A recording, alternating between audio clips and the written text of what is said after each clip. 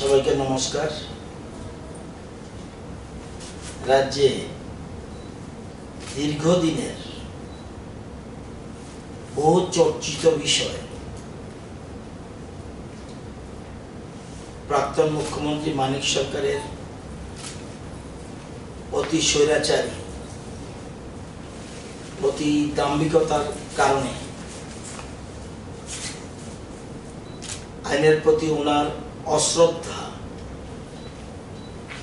এবং আইনকে বিদ্যাঙ্গুষ্টি দেখিয়ে উনি রাজ্যে এক কলঙ্কিত অধ্যায় রচনা করেছিলেন। অভিশপ্ত সংখ্যাটা বলতে আমার নিজেরই কষ্ট হয়, দুঃখ হয়। 10,323 অতি স্পর্শকাতর ইস্যু, অত্যন্ত জটিল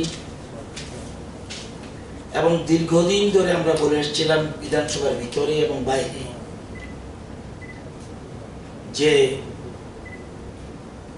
আমরা যা কিছু করব আইন মেনে, সংবিধান মেনে সমাধান করব। মানিকবাবুর মুখে ভীষণ মিষ্টি,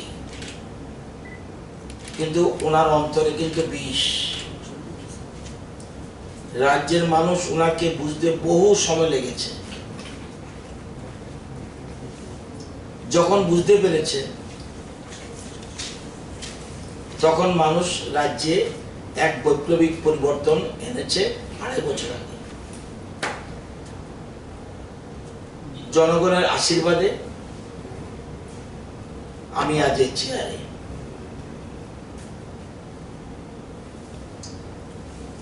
আমরা জানি জনগণ হলো শক্তি উৎস। হাইকোর্টের সিঙ্গেল বেঞ্চে রায়কে যদি মানিকবাবু মেনে নিতেন,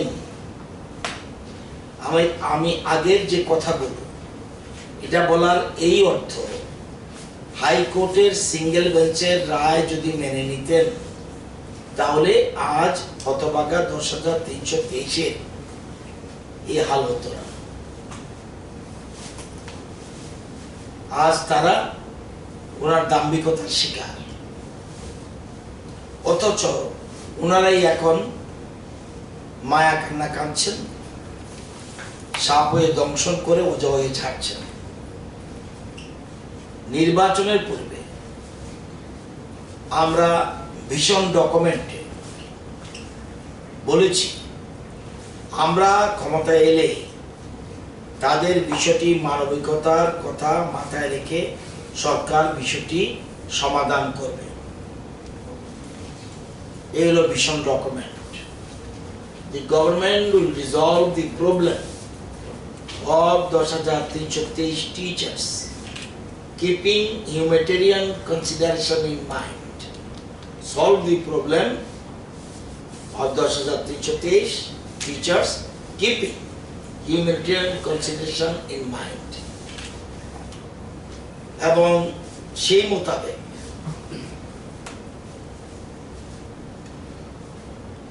আমরা যখন জনগণের আশীর্বাদ পেয়ে আমরা ক্ষমতায় এসেছি, আমরা মানবিকতার কথা বিবেচনা মাথায় রেখে আমরা প্রায় 2 বছর প্রায় 2 বছর তাদের সুপ্রিম কোর্টের মাধ্যমে এক্সটেনশন করিয়েছি। ওরা যেন, সেকেন্ড পয়েন্ট, ওরা যেন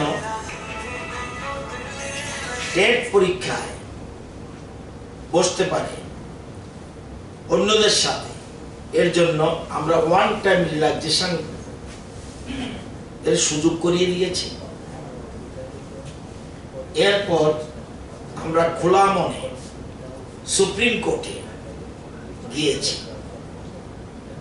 অল্টারনেটিভ পথ রাজ্য সরকারের অন্যান্য দপ্তরে অল্টারনেটিভ পথ ওদের গ্রুপ সি এবং গ্রুপ ডি পদে যাতে স্পেশালি নিয়োগ করা যায় তাদের জন্য আমরা খোলা মনে সুপ্রিম কোর্টে গেছি।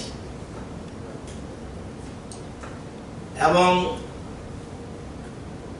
সুপ্রিম কোর্টে আমাদের যে যাওয়ার বিষয়ের ব্যাপারটা ছিল, এক তাদেরকে আমরা এজ রিল্যাক্সেশন দিতে চাই, তুমি আমাদের পারমিশন দাও। State government to allow relaxation, age relaxation, এটার জন্য তুমি পারমিশন দাও। Second, permit the state government to allow relaxation in other conditions in recruitment rules as per need and justification. এটাই দুই ধরনের। তিন, permit the state government to appoint the discharged ad hoc teachers against vacant government posts as per eligibility directly without open advertisement. এই তিনটা আমরা আমাদের আবেদন জানিয়ে সুপ্রিম কোর্টে ওই ভীষণ ডকুমেন্টের কথা মাথায় রেখে আমরা প্রায় 2 বছর এক্সটেনশন দেওয়ার পরেও, এজ আবার ওয়ান টাইম রিল্যাক্সেশনের পরেও আমাদের কাজ থেমে থাকেনি। আমরা সুপ্রিম কোর্টে খোলা মনে গেছি ক্যাবিনেট ডিসিশন নিয়ে যে আমরা তাদেরকে নিতে চাই। নিতে গেলে এই তিনটা জিনিস আমাদের লাগবে। এজ রিল্যাক্সেশন, কারণ এখন তারা টার্মিনেট হয়ে গেছে, এজ রিল্যাক্সেশন লাগবে নতুন করে নিতে গেলে। 2, আমাকে আর চেঞ্জ করতে হবে। 3, আমাকে ওপেন অ্যাডভার্টাইজমেন্ট ছাড়া আমাকে দেওয়ার পারমিট দিতে হবে, তাহলে আমি তাদেরকে নিতে পারবো। আমরা নিতে চাই, এটা আমরা গিয়েছি। এবং আপনারা জানেন যে সুপ্রিম কোর্টের অর্ডার, যারা ভালো করে দেখেছেন, যে অর্ডারটা 5/8/2020 প্রকাশিত হয়েছিল, সেখানে মেইনলি 17-18,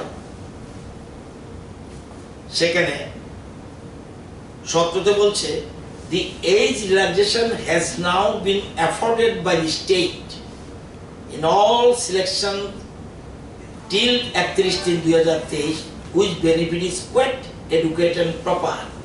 রাজ্য সরকার সিদ্ধান্ত নিয়েছে তাদেরকে এজ রিল্যাক্সেশন দিবে, এটা আমরা মনে করি quite adequate and proper। 17 পেরাতে দিয়েছে। 18 পেরাতে বলছে in our view, considering the fact that the very selection, মানে আগে যে selection and appointments were found to be illegal and invalid, আগে যে নিয়োগ হয়েছিল তাদের সেটা ইলিগেল হয়েছিল এবং ইনভ্যালিড। এবার কমা দিয়ে বলছে no other advantage can be conferred, হলো প্রদান করা, no other advantage can be conferred upon the concerned candidates, তাদেরকে অন্য কোনো সুবিধা প্রদান করা যাবে না।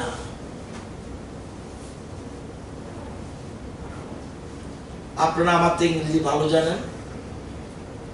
no other advantage can be conferred upon the concerned candidates. It must be noted that the attempt on the part of the state, supreme court বলছে যে এটা অবশ্যই লক্ষণীয় বিষয় যে রাজ্য সরকারের তরফ থেকে যে অ্যাটেম্প নেওয়া হচ্ছে, the state is offering certain alternate employment is not to degrade the teachers। কারণ এই মামলায় আমরা যেমন গেছি, আমাকে রেজিস্ট্রেশন দাও, আমাকে পারমিট করো রিক্রুটমেন্ট রুল চেঞ্জ করার জন্য, রিল্যাক্সেশন করার জন্য, প্লাস আমাকে ওপেন অ্যাডভার্টাইজমেন্টের জন্য, তিনটা নিয়ে গেছি। সাথে সাথে শিক্ষকের টিচারদের পক্ষ থেকে বলা হয়েছে যে রাজ্য সরকার এই মামলায় শুনেছি আমাদেরকে সিডিতে নিতে চায়, এটা আমাদের ডিগ্রেশন হবে। সুপ্রিম কোর্ট বলেছে যে এটা উল্লেখ করা প্রয়োজন যে অ্যাটেম্প যে রাজ্য সরকার নিয়েছে গ্রুপ সি এবং ডি নেওয়ার জন্য, এটা ডিগ্রেশন নয়। কিন্তু বলে দিয়েছে ওই যে তারা বলছে গ্রিভেশন, শুধু একটা পয়েন্টে বলছে তাদের যেটা এটা যদি নেয় তারা, এটা ডিগ্রেশন না, কিন্তু বলছে কোনো অ্যাডভান্টেজ দেওয়া যাবে না। এবং সেখানে বলতে গিয়ে পরিষ্কার বলছে, হ্যাঁ এই যে অ্যাটেম্পটা, এটা সাম সলেস is being offered even in cases where the candidate do not succeed in the selection of the post of teacher. যদি টিচারে পরীক্ষা দিয়ে তারা যদি না পায়, এরকম চেষ্টা যে করছে, এটা কিন্তু একটা উপশম, অর্থাৎ এটাকে একটা সোলেস, মানে একটু তাদেরকে হেল্প করা যায়, এটা শুধু কোনো মতেই নয়। If they are otherwise competent and eligible, will certainly have every opportunity, সমস্ত রকম সুযোগ দেওয়া হবে 31/3/2000 to get selection for the post in the state by of additional benefit those who are unsuccessful. যদি টিচারের ক্ষেত্রে আনসাকসেসফুল হয়, such attempts may retain the alternative employment. ওখানে যদি ফেল করে, then they can, তারা সিটিতে আসতে পারে, কিন্তু আগেই বলছে উইথ আদার, ওই যে অন্যদের সাথে, অর্থাৎ ওপেন অ্যাডভার্টাইজমেন্টের কোনো ছাড়া তুমি কোনো অ্যাডভান্টেজ তাকে দেওয়া যাবে না। Though the notice was confined in the question of age relaxation, as was made clear the order dated 7/2/20, we have considered submission which were not strictly confined in said question. We, however, do not find any substance in the connection which are therefore rejected. Consequently, appeals মানে তাদের and MA মানে আমাদের case number অমুক অমুক are dismissed without any order as request. এলো supreme কোর্টের মুদ্রা order.